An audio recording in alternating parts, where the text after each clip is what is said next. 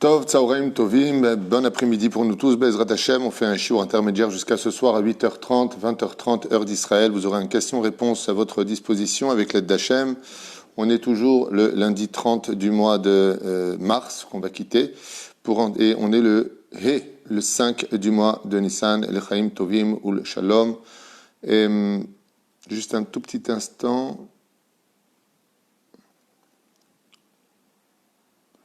Reuven, Refoua Shlema pour Reuven, Shmuel ben Mazal, Moshe ben Rosette, Simcha bat Daniela, Nissim Serfati ben Chana, Oufren Eliaou ben Mesaoudi Shoshana, Bechol Chol Israël, Bezrat Hashem, Shinibasser, Irak, Yeshuot, Ve Nechamot, aussi pour la Refoua Shlema de Chai ben Marcel Kamus, Anna Elna Refanaloum Tarshar ben Israël, on remerciera El Bat Avram Mamou,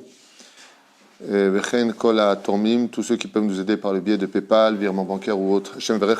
Nous répondons et donnons satisfaction à énormément de familles grâce à vos dons qui arrivent chaque jour. Il est automatiquement retransmis à des familles pour passer les fêtes de Pessah avec l'aide d'Hachem. Alors le shiur d'aujourd'hui, j'ai oublié de donner le nom parce qu'il est... Tu peux faire d'abord Refoua Shlema pour Moshe Patrick. Moshe Patrick, Ben Rezala, Ben Rezala, Frédéric Fragi, Ben Rivka, et Sami Shlomo Ben Rachel, Vechen Sami mon frère, ses deux enfants, Refoua Shlema. C'est pour un ami, Shimon Shuraki, qui a acheté ce shiur, pour qui cet après-midi nous ferons donc le shiur. Ok, il a acheté 2 shiurim. On a fait déjà 2. Alors 3 shiurim, s'il est là, c'est que Shimon Shuraki, c'est dans la liste telle que je l'ai sur mon portable, puisque je les inscris au fur et à mesure. Et en même temps, bien entendu, toute la liste de ceux qui ont acheté des shiurim pour l'élévation de l'âme, les dogmas de Jean-Luc Yitzhak ben Mesaouda, Shish Portish, Bevadai Sheken. Vous pouvez en même temps la grande Hatzlacha de Hedva Malka Demitstein, Refoua Shlema pour Simcha Batzara, Refoua Shlema pour tous nos rabbanim, le Dayan de Lyon, le Rav Teboul Yahya Teboul, chez Iskel Refoua Shlema, Lama Mera Lechaim Tovim, ou le Shalom Oufren, le Rav Benichou aussi, exactement, et d'autres rabbanim qui figurent d'ailleurs sur ma liste, entre autres le Rav Baruch Moshe Ben Zari Siboni, Hashem Barechoto, le Kol Hashar mi Bnei Israël, Moshe Ben Saouda Pinchas Ben Chana, Neora Meir Ben Shira Mazal, Kol Harishima Ruka, il y a une très longue liste qui prendrait beaucoup de temps. Le Rav Koryat, je l'ai dit aussi, j'ai pris aussi pour lui de Strasbourg, une grande refoua shlema tzaddik, un homme merveilleux que j'aime particulièrement.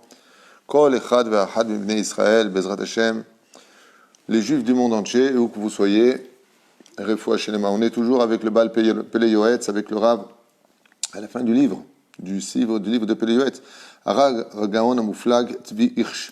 Et on a étudié déjà le Emet, selon ses explications, entre autres, le Shahar Ahava, l'amour que nous devons avoir les uns pour les autres. Et puis, là, nous attaquons le Orech Ruach. Qu'est-ce que ça veut dire, Orech Ruach? Ça veut dire être capable de garder son calme, être capable de garder sa confiance, d'être paisible. Orech Ruach. Omer Lanu Arav, Isbol. Si Akadosh Baruch Hu, il met un homme à l'épreuve, ou si Akadosh Baruch Hu punit une personne pour des méfaits qu'il a commis, en général, l'un ne va pas sans l'autre. On ne subit pas d'épreuve si on ne mérite pas non plus cette épreuve. Il faut le savoir. C'est la majorité.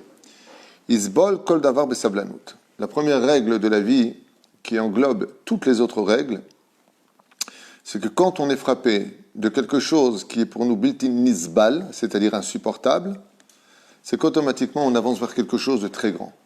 Ça veut dire que très souvent, on dit Yerida letzorecha alia. Quand on va sauter très très haut, bizarrement, qu'est-ce qu'on fait? On recule. Mais si tu recules, tu t'éloignes du but.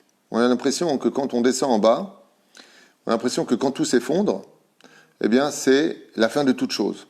Pas du tout.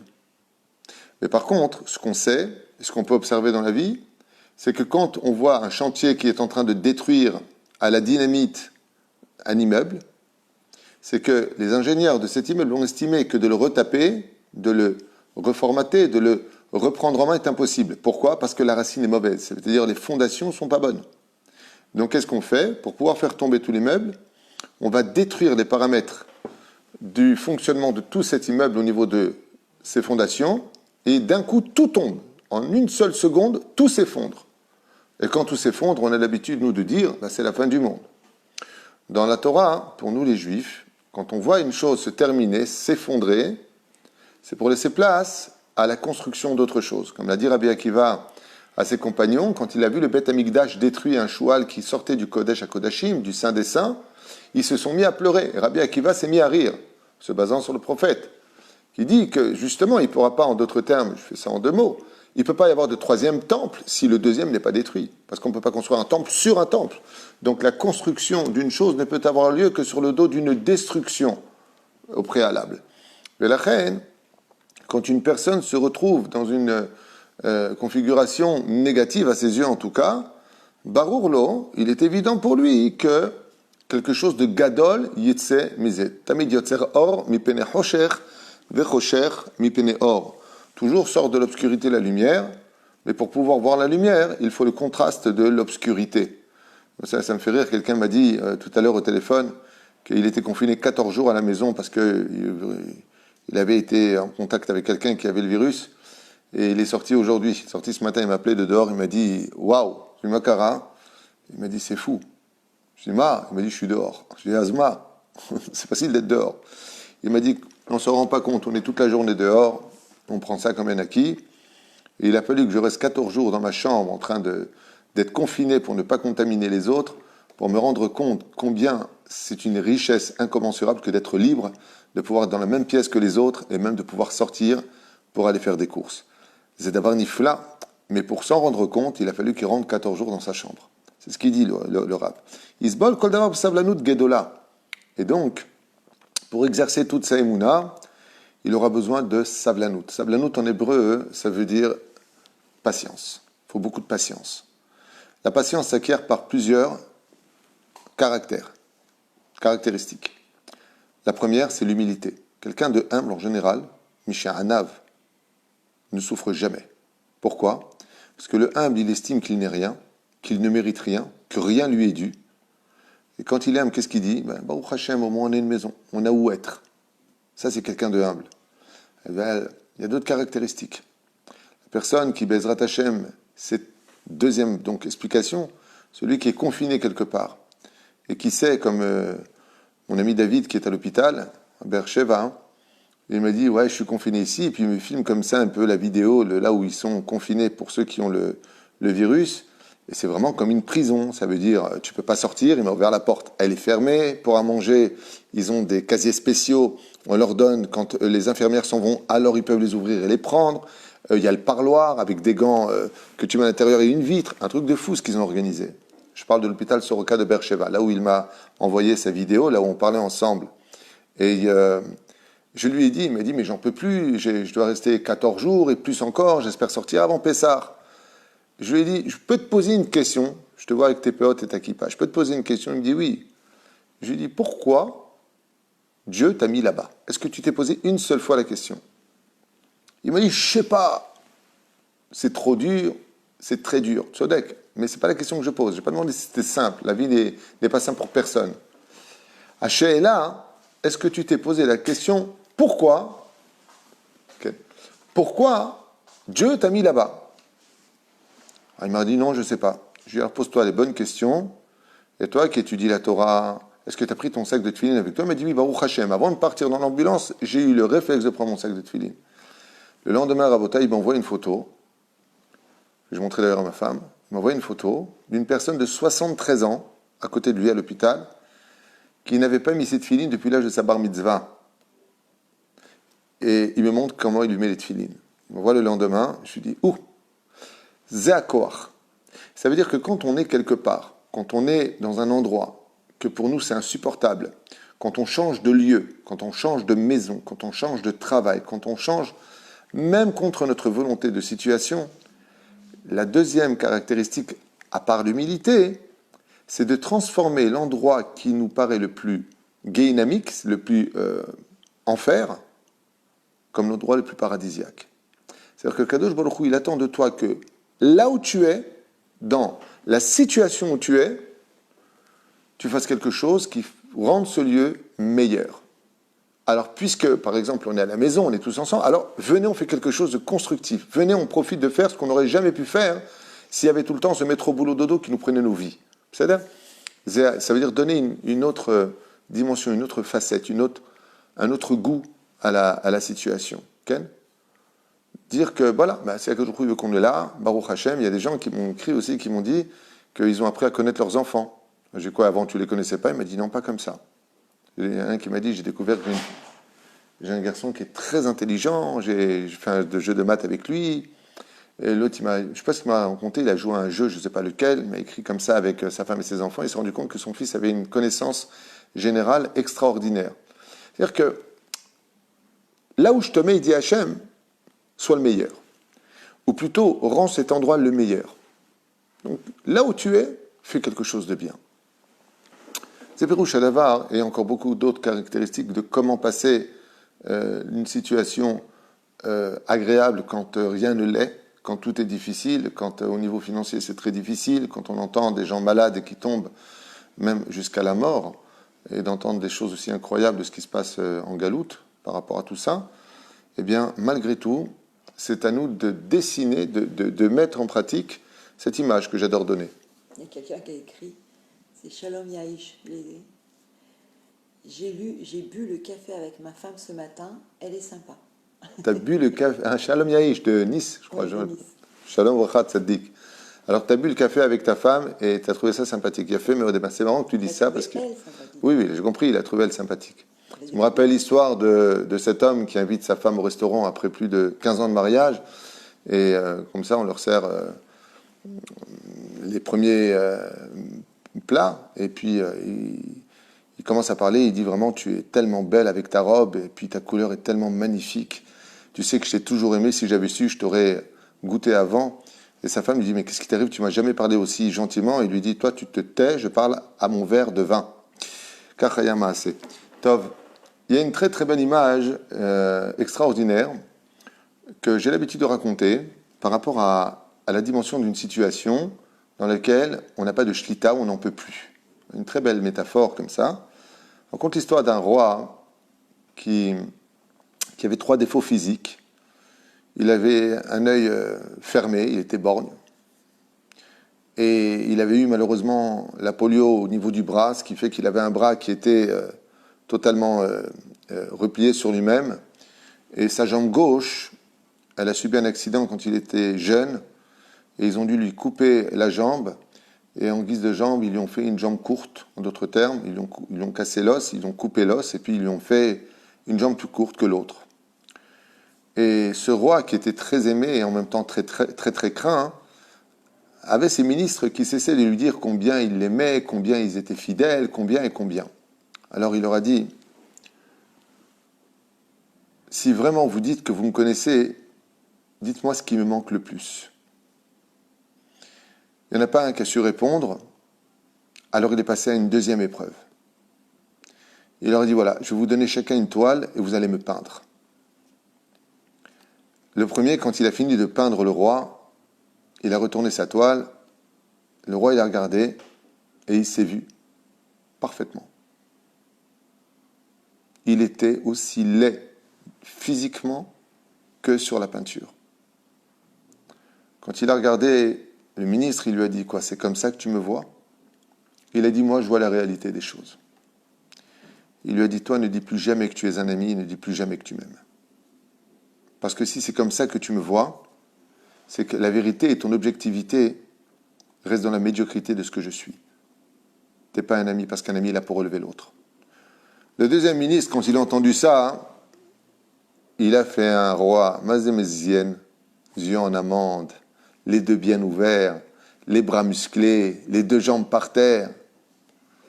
Il a retourné vers le roi, c'était vraiment son visage. Le roi, il a regardé, il lui a dit, t'as pas honte, mais t'as pas honte, c'est comme ça que tu me vois. Tu fais des caricatures de ma réalité. Le roi, il a dit à ses 2 ministres, vous êtes renvoyés. Vous n'êtes pas des gens qui m'aimaient vraiment. Le 3e ministre, il dit, encore un instant, j'ai bientôt fini. Il peint comme ça la toile et il la retourne. Et là, on entend, waouh, tous les gens du palais, le roi lui-même a les larmes aux yeux, pardon, c'est du verlan. Et quand il regarde la toile, il est stupéfait. Il se lève en boitant, il le serre dans ses bras et lui dit, toi, tu n'es pas simplement le ministre, tu seras premier ministre, tu seras mon conseiller, et je te demande d'être mon ami. Qu'est-ce qu'il y avait sur cette toile?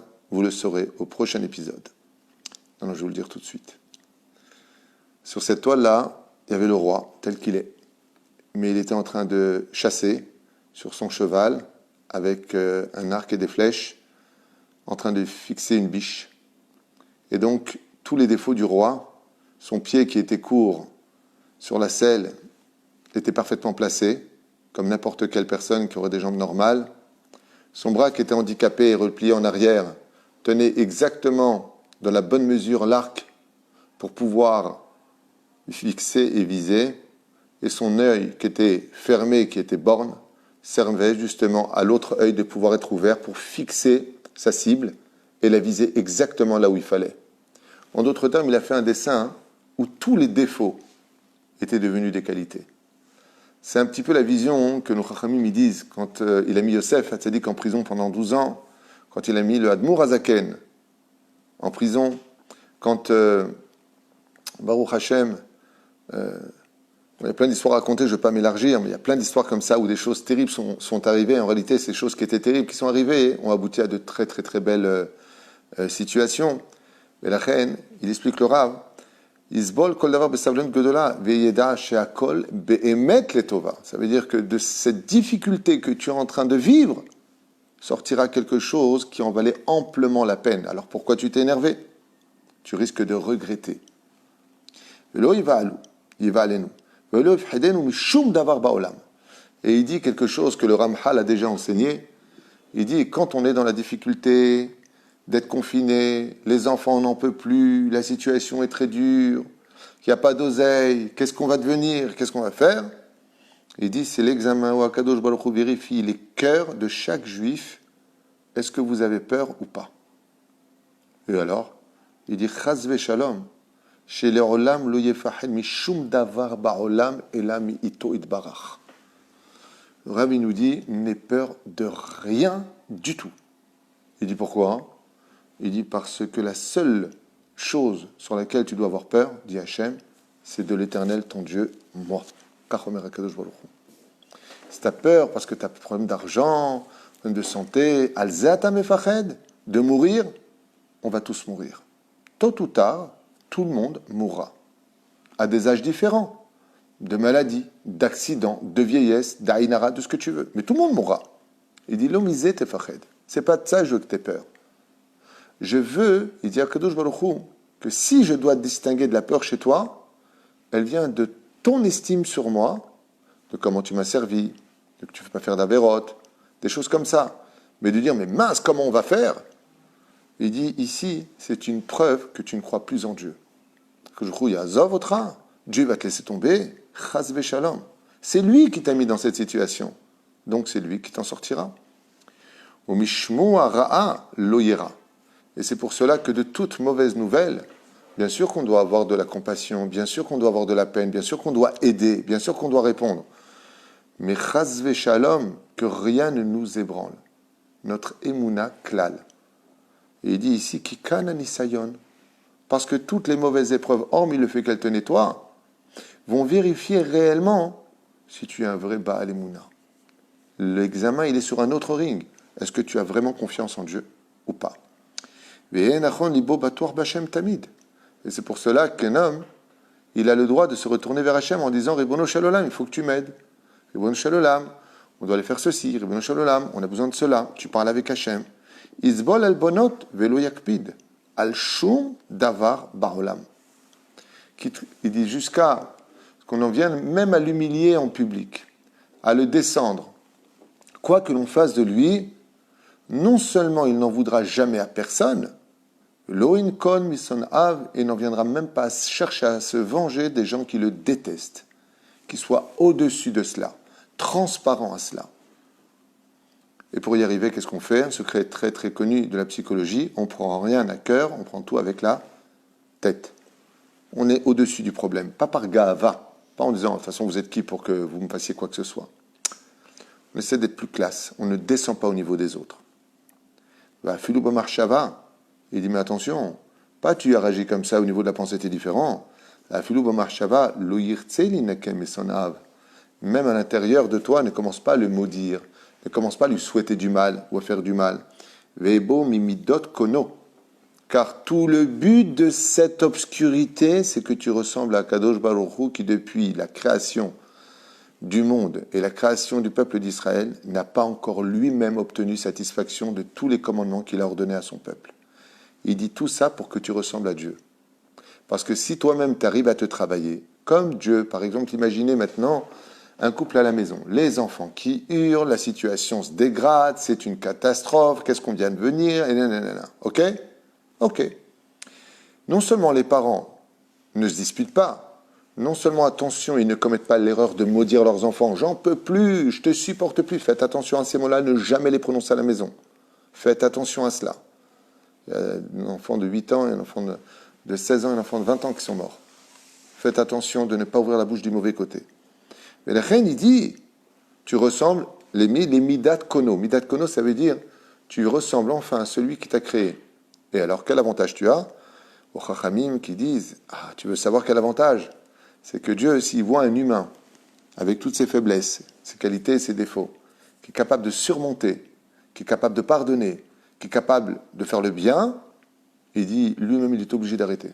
Pourquoi? Il ne peut pas être moins qu'un homme. Comme elle a dit Rachel, quand nous avons été malheureusement emmenés en Babylonie, enchaînés intégralement nus, enchaînés au niveau du cou, au niveau des bras, au niveau des pieds, sans boire, sans manger, sans se reposer. Sham yashavnu gam bachinu, comme ça dit le Teilim. Seulement là-bas on s'est assis. Et même pleurer, mordu par les rayons du soleil, quand on est parti de Jérusalem jusqu'en Babylonie, emmené par Nebuzradan, sur l'ordre de Nabucodonosor, les Juifs n'ont ni bu ni mangé. Je ne sais pas si vous comprenez de quoi, de la distance dont on parle. Ouais. Et alors, ils mouraient attachés. Au bout du 4e, 5e jour, avec la putréfaction, les membres restaient attachés parce qu'ils étaient attachés, mais il n'y avait plus de corps. Quelle obscurité sortie de là-bas. Quelle obscurité. Sham yashavnu gam bachinu v'zachrenu et Tzion. Et on s'est rappelé de Tzion et de Jérusalem. Et qu'est-ce qui peut arrêter cela? Quand on est capable nous-mêmes de surmonter nos midot, notre colère, notre façon d'être, il dit ici, alors on ressemble à Dieu lui-même qui se retient tellement depuis tellement d'années, quand il dit, je vous ai donné un pays, montez en Israël, venez vous installer, attention en Israël, faites pas la débauche, faites attention de vous aimer, c'est à cause de ça que la terre vous a vomi, arrêtez de parler des uns et des autres, mettez vos téphilines, faites ce que je vous demande, arrêtez de vous croire tout le temps supérieur à tout le monde, arrêtez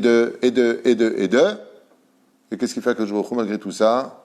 Shefa, Parnassa, Richut Yamim, Yeladim, Khatunot. Et tout augmente et Dieu nous donne les moyens. Et nous, qu'est-ce qu'on fait? Au lieu d'en faire une grande mitzvah, que Dieu nous donne les moyens de faire des fêtes qui soient séparées, comme la Torah le demande, pas les hommes et les femmes ensemble, pas, Baruch Hashem, Dieu te donne les moyens d'aller à l'hôtel, pas tu vérifies pas ce que tu manges, pas Hazve Shalom, tu vas faire des choses qui sont interdites al pi halacha, tu vas à la piscine, tu vois des femmes nues, c'est pour ça que Dieu t'a donné l'argent. Tu vas au casino, tu jettes de l'argent, c'est pour ça que Dieu t'a donné de l'argent. C'est lo aderer, c'est lo nachon, c'est le chemin des goïms, c'est pas le chemin des juifs. Les non-juifs, ils ont le droit de profiter de ce monde. Nous, on profite de ce monde à la condition on est capable de prendre Hachem partout où on va avec nous. Est-ce que vous prendriez Baba Saleh avec vous au casino? Non. Alors c'est vrai que ça appartient à un certain niveau, c'est sûr. Mais ce qui est certain, c'est que chacun de nous aura des comptes à rendre. Que tu sois en haut, que tu sois en bas de l'échelle, tu auras des comptes à rendre. Et la reine Omer, Sefer Birkat Abraham, le Sefer Tomer Dvorah, et comme c'est enseigné ici dans le livre Birkat Abraham et dans le livre Tomer Dvorah du Ramak, Rabbi Moshe Cordovero, que toute la Gdusha et toute la Gdoula d'un homme, c'est de ressembler à Dieu. Chez Neymar, Kedoshim Tiou, Ki Kadosh Ani. Soyez saints parce que je suis saint. Soyez remplis de pitié parce que moi j'ai de la pitié. Si vous arrivez à me rejoindre au niveau de mes vertus, dit Akadosh Baruch Hu, tout comme vous aimeriez que ça s'arrête, alors vous me donnerez la force aussi à moi de vous dire j'arrête. Baruch Adonai Leolam Amen ve Amen, 8h30. Je vous rappelle 20h30 heure israélienne. Questions-réponses pendant une demi-heure, 3/4 d'heure selon le nombre de questions. Je vous conseille vivement de les écrire. ce soit sur la fête de Pessah avec l'aide d'Hachem. Ce qui se passe aussi en France, j'ai entendu des choses un petit peu effroyables, on peut dire, par rapport à certaines données, mais on en parlera ce soir. Baruch Adonai l'olam amen v'amen. Kol Tuv.